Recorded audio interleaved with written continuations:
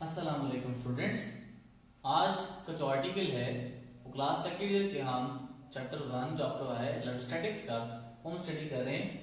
जो आर्टिकल आपके पास है वो है energy stored in a capacitor कि आप जब उसको चार्ज करते हैं तो उसमें जो एनर्जी स्टोर्ड होती है वो किस फॉर्म में आपके पास होती है, और अगर वो किस फॉर्म में हो रही है तो हम उसको फॉर्मुलेशन करके हम डिराइव करेंगे। तो स्टूडेंट्स आपने याद रखना है कि जब आप किसी भी कैपेसिटर की बात करते हैं तो जब वो चार्ज इसको स्टोर करता है, एनर्जी को स्टोर करता है, तो वो किस फॉर्म में कर रहा होता है? इन इलेक्ट्रिकल्स एनर्जी की फॉर्म में कर रहा होता है।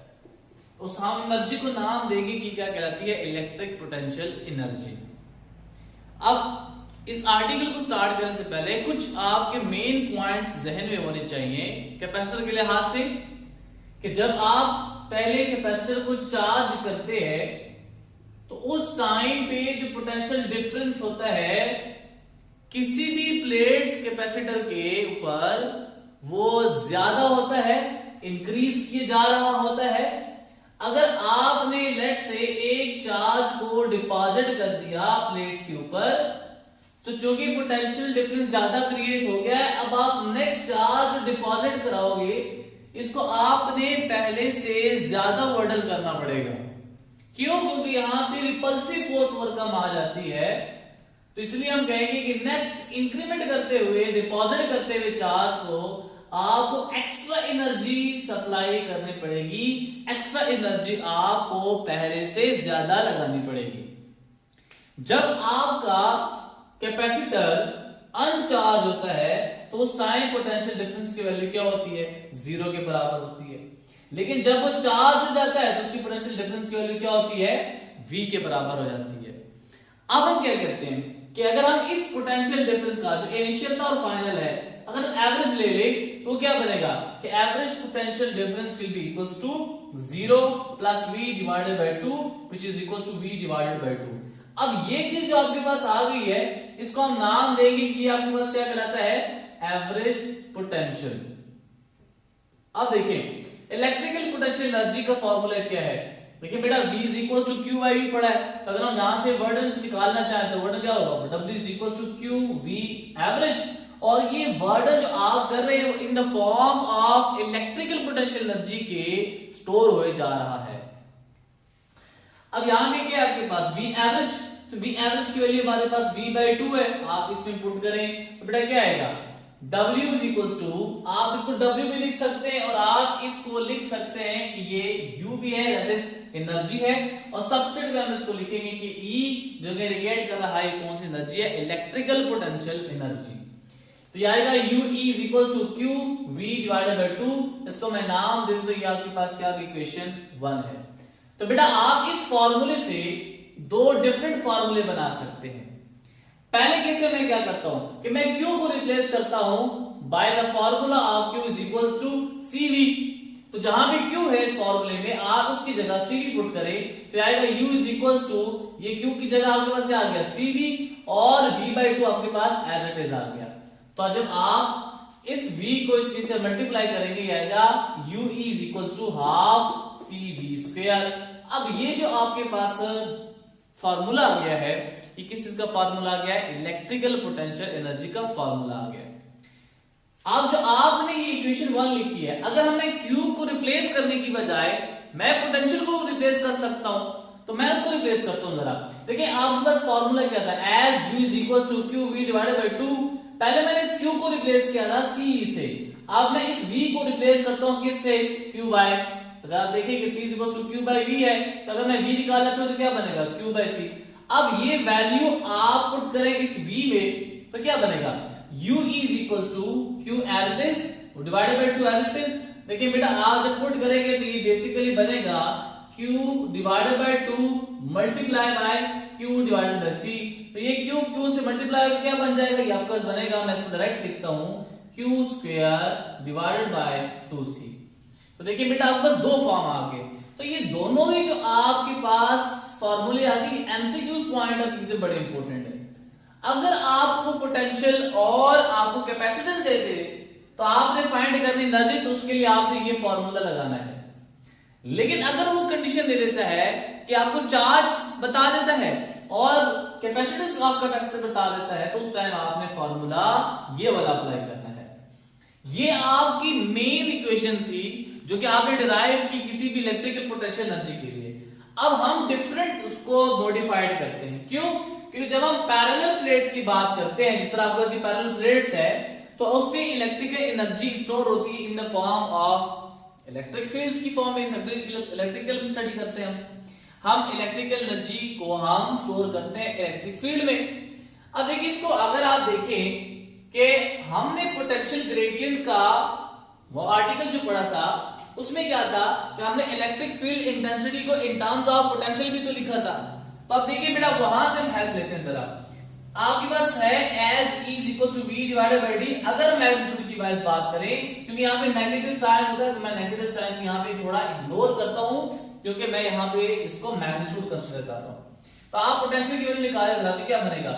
V is equal to AD। इसको आप नाम दे इक्वेशन 2 का।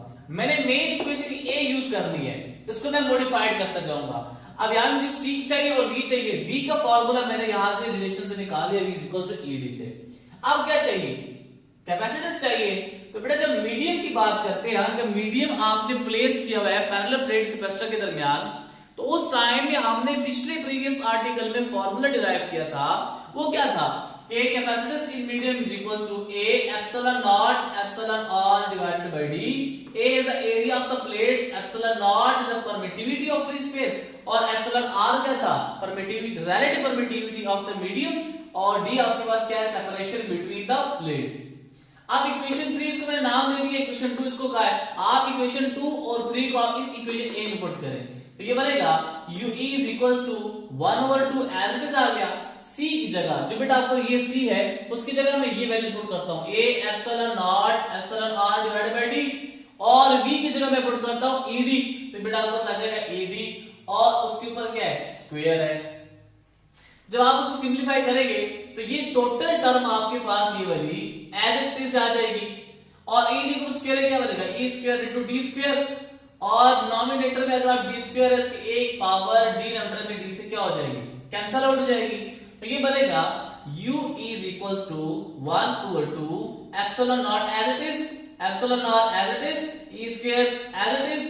अब जो A है इसको पहले लिख लिया किसके साथ? एक स्मॉल d के साथ, जो यहाँ पे रह गया था। अब देखिए length multiply by weight multiply by height किसके बराबर होता है? वॉल्यूम के। तो हम इसको इस तरह भी लिख सकते हैं कि एरिया मल्टीप्लाई बाय हाइट, या फिर आपके पास एरिया मल्टीप्लाई बाय डिस्टेंस या डिस्प्लेसमेंट। तो बेटा AD किसके बारे में आपने इंडिकेट करा? वॉल्यूम के बारे में। तो आपको इसको रिप्लेस करते हैं किससे? कैपिटल V से। तो आपकी ये सारे जितने भी टर्म्स है यहां तक एज इट इज आ गई। AD की जगह आपने क्या लिख लिया? कैपिटल V, जो कि आपका किसको इंडिकेट कर रहा है? वॉल्यूम को इंडिकेट कर रहा है। इस इक्वेशन को मैं नाम दे दूं, ये आपके पास क्या इक्वेशन B है। अब ये भी इलेक्ट्रिकल पोटेंशियल एनर्जी की फॉर्मुलेशन है, उसी का ही फॉर्मूला है, लेकिन आप यहां भी क्या देख रहे हैं? वॉल्यूम देख रहे हैं। तो अगर आप एक एनर्जी को एक यूनिट वॉल्यूम के अंदर देख रहे हैं, तो उसको नाम दिया जाता है किस चीज का? एनर्जी डेंसिटी का। तो डेफिनेशन क्या एनर्जी डेंसिटी की? कि the energy contained in a unit volume of field is called energy density, यानी energy per unit volume is called energy density. तो बेटा ये फॉर्मूला आपने लिखा हुआ है। अब ये जो आपके पास है ये क्या है? ये सारे के सारे क्या है? एनर्जी है। तो आप एनर्जी को वॉल्यूम से डिवाइड कर दें तो आपके पास क्या बन जाएगा? Energy density. अब आप इक्वेशन C में क्या करें? इक्वेशन B को पुट करें। तो जब आपके पास आएगा एनर्जी की जगह आ जाएगा 1/2 epsilon naught epsilon r E square V as it is आ गया, और डिनोमिनेटर में क्या है? वॉल्यूम V है। तो बेटा आप इसको क्या कर दिया? डिवाइड कर लिया। अब ये V इस V से क्या हो जाएगा? नॉमिनेटर में V है और डिनोमिनेटर में V है, कैंसिल आउट हो जाएंगे। आपको इक्वेशन बनेगी energy density is equals to 1/2 epsilon naught epsilon r into capital E square. इस फॉर्मूले में अगर आप देखें तो किसके ऊपर वो डिपेंड कर रहा है? वो डिपेंड कर रहा है परमिटिविटी यानी मीडियम के ऊपर डिपेंड कर रहा है, और इलेक्ट्रिक फील्ड इंटेंसिटी की स्ट्रेंथ के ऊपर डिपेंड कर रहा है। तो ये आपके पास फॉर्मूला किस चीज का आ गया? Energy stored in a capacitor, और ये क्या इंडिकेट कर रहा है? कि इन the form of electrical field की फॉर्म में वो क्या कर रहा है? एनर्जी को स्टोर किए जा रहा है।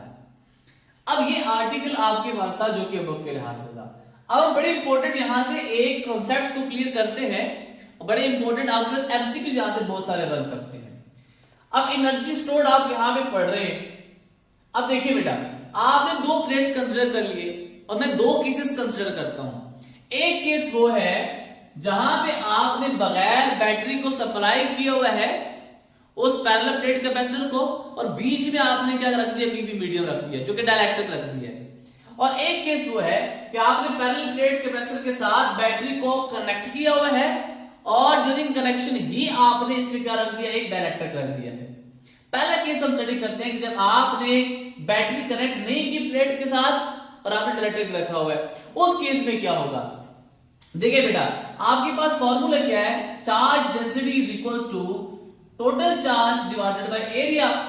तो जब आप डाइलेक्ट्रिक को रख देंगे एब्सेंस ऑफ द बैटरी के बिटवीन द प्लेट्स, तो उस टाइम पे उसकी जो चार्ज डेंसिटी की जो वैल्यू है वो क्या हो जाएगी, डिक्रीज हो जाएगी।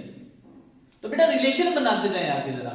जब आपके एक चार्ज डेंसिटी कम हो गई तो उसमें क्या हुआ, आपकी चार्ज डेंसिटी जब कम हो रही है तो उसका रिलेशन किसके साथ है, इलेक्ट्रिक फील्ड एंड डेंसिटी के साथ for a parallel plate capacitor, जो कि फॉर्मूला क्या कहता है, E is equal to sigma divided by epsilon naught. जब सिग्मा डिक्रीज हो रहा है तो इलेक्ट्रिक फील्ड इंटेंसिटी भी क्या हो जाएगी, डिक्रीज हो जाएगी। अब यही इलेक्ट्रिक फील्ड इंटेंसिटी के रिलेशन पोटेंशियल के साथ है, तो वो क्या है कि V is equal to AD। जब आपकी ये इलेक्ट्रिक फील्ड इंटेंसिटी डिक्रीज हो रही है तो पोटेंशियल ऑटोमेटिकली क्या कर जाएगा, डिक्रीज कर जाएगा। अब आपने पोटेंशियल के साथ अगर रिलेशन देखें कैपेसिटेंस का, तो बेटा जब आप पोटेंशियल को डिक्रीज कर रहे हैं तो कैपेसिटेंस की क्या कर जाएगी, इंक्रीज कर जाएगी। तो अगर आप ये देखें तो क्या हो जाएगा, कैपेसिटेंस इंक्रीज हो रही है due to the decrease in potential, और due to decrease in potential आपकी जो एनर्जी है वो भी क्या हो रही है, डिक्रीज हो रही है। ठीक है, तो देखिए बेटा क्यों किस बेस के ऊपर मैंने बोला, मैंने इस दोनों फॉर्मूले के बेस के ऊपर क्या करते यहाँ पे बोल दिया। ठीक है, ये आपके पास था मेन कॉन्सेप्ट। और अगर आप देखिए तो एक तकरीबन आपके 5 एमसीक्यूज यहां से आ सकते हैं। नेक्स्ट देखिए बेटा, आपने पैरेलल प्लेट कैपेसिटर के साथ बैटरी को कनेक्ट किया हुआ है और उस कनेक्शन के दौरान ही आपने कोई डाइलेक्ट्रिक उन प्लेट्स के दरमियान रख दिया है। अब उस टाइम पे आपकी जो चार्ज डेंसिटी है, इलेक्ट्रिक फील्ड इंटेंसिटी, स्ट्रेंथ और पोटेंशियल वो क्या रहेगा, सेम रहेगा। जब पोटेंशियल सेम रहेगा तो बेटा देखिए आपका Q क्या कर जाएगा, इंक्रीज करेगा, और जब Q इंक्रीज करेगा तो कैपेसिटेंस क्या हो जाएगी, इंक्रीज हो जाएगी। और उस कैपेसिटेंस की इंक्रीज होने की वजह से जो फार्मूला आपके पास है कि U is equal to half CV square, तो अगर आप देखें बेटा तो आपका जो एनर्जी है वो भी क्या हो रही है, इंक्रीज हो रही है। तो ये कुछ बातें थी आपके पास एनर्जी स्टोर, उससे कॉन्सेप्ट जो कि आपके एमसीक्यूज पॉइंट ऑफ व्यू से बड़े इंपॉर्टेंट है। उम्मीद है बेटा आपको ये क्या एनर्जी स्टोर कैपेसिटर का जो टॉपिक था, आर्टिकल था, वो समझ आया होगा। नेक्स्ट आर्टिकल में हम उसकी कॉम्बिनेशंस ऑफ कैपेसिटर पढ़ेंगे और उसके साथ चार्जिंग और डिस्चार्जिंग ऑफ कैपेसिटर पढ़ेंगे।